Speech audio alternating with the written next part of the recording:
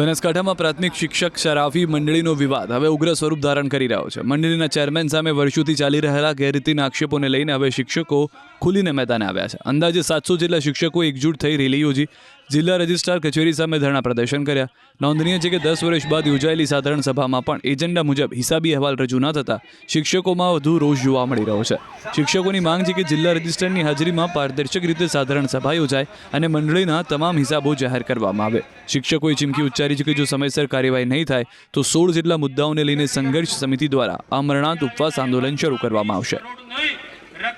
સાહેબ, બહેનો સિંગલ માતૃશક્તિ નોકરી કરતી હોય ફરજ ઉપર તો પોતે પોતાના પરિવારમાંથી પણ ખર્ચો કાઢીને બચાવીને મંડળીમાં પોતે ધિરાણને થાપણો મૂકતી હોય છે અને જ્યારે પારિવારિક પ્રસંગ આવે છે ત્યારે એ પ્રસંગમાં જો બહેનોને લોન પેટે પણ જો મંડળીમાંથી નાણાં ન મળતા હોય તો એ મંડળીમાં ધિરાણ કરેલું શું કામનું?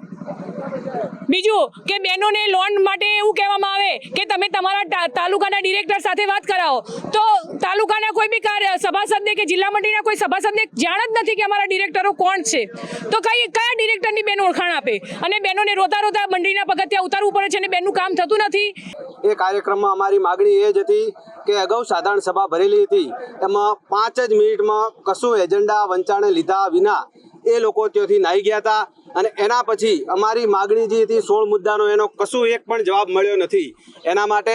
અમે આજે અહીંયા મોટી સંખ્યામાં હજારોની સંખ્યામાં જે શિક્ષક સભાસદો છે એ અહીંયા ધરણા ઉપર બેઠા છે અને રજિસ્ટ્રારની હાજરીમાં અમારી સાધારણ સભા થાય અને અમારા જે પ્રશ્નો છે એનો ઉકેલ આવે એવી અમારી માગણી છે। અને જો આ માગણી અમારી નહીં સંતોષાય તો અમે આ મરણાંત ઉપવાસ ઉપર ઉતરવા માટે પણ અમારા સભાસદો અને આખા જિલ્લાના શિક્ષકો છે એ તૈયારી છે। અમારી માગણી એ જ છે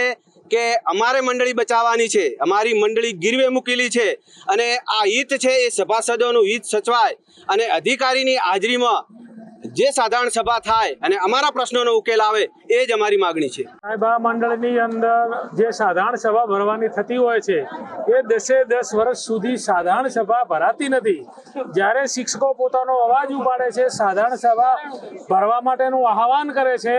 સરકારશ્રીએ નિયત સાધારણ સભા ભરવા માટેની તારીખ આપે છે, એ દિવસે ઘણા બધા શિક્ષકો સાધારણ સભા યોજાશે, શિક્ષકોના પ્રશ્નોની વાચા આપશે, એ સમજીને ડીસા મુકામે રસાણા મુકામે જ્યારે સાહેબ આ સભા ભરાય છે ત્યારે માત્ર ને માત્ર 10 મિનિટની અંદર આ સભા બરખાસ્ત કરી નાખવામાં આવે છે અને શિક્ષકોમાં જે ઉત્સાહ હતો, શિક્ષકોને એવું હતું કે અમારા યોગ્ય હિસાબો મળશે, અમારા યોગ્ય પ્રશ્નોના જવાબ મળશે, એ પ્રશ્નો મળતા નથી, એના જવાબો મળતા નથી અને શિક્ષકોને આવી રીતે હતાશ કરી અને સભા છોડીને જતા રહે છે। અને જે શિક્ષકોની માગણી હતી કે સાધારણ સભા ભરાય અને સાધારણ સભાની અંદર હિસાબો વંચાણે લેવામાં આવે અને જે ખર્ચ કરેલા છે એ પણ એનો જવાબ આપવામાં આવે।